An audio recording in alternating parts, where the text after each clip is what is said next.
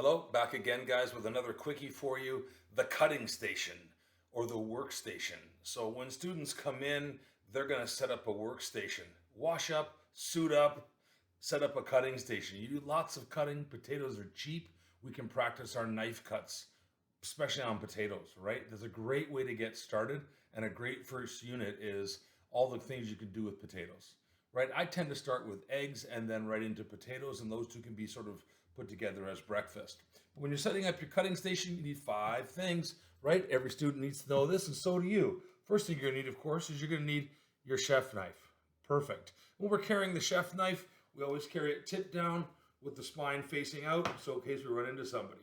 If you're passing someone the chef knife, you hold it by the spine and you extend the handle, then that person can then take it, and if they want to, boom. You wouldn't obviously hand the knife to someone like that, right? Or shove it across the table. You can push it towards someone like that if you really needed to, right? But we have our chef knife, we have our cutting board, and then we also always have a cloth, a damp cloth.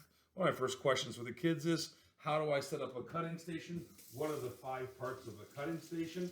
And guess what? We're going to ask you that too, right? We get our damp cloth, and what this does is it prevents our cutting board from slipping around.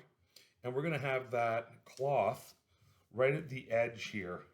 And when our cutting board also right at the edge, and now it's nice and solid.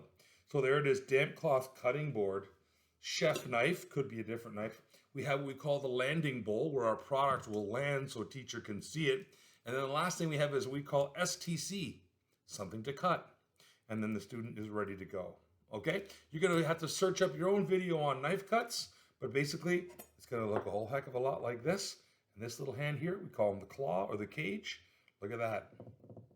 Like a typewriter. Look how my fingers are turned, right? And my thumb is locked in the back of the cage. So I can't cut anything off this way. That's the last thing you want. So you don't have spread hands. Tip down, 45-degree angle, and the knife moves. This is the sound of you dulling the blade. This is the sound of a pro. The tip stays locked down. There's a couple of hints. I don't want to give too much away because it's going to be up to you to get going and becoming your own chef.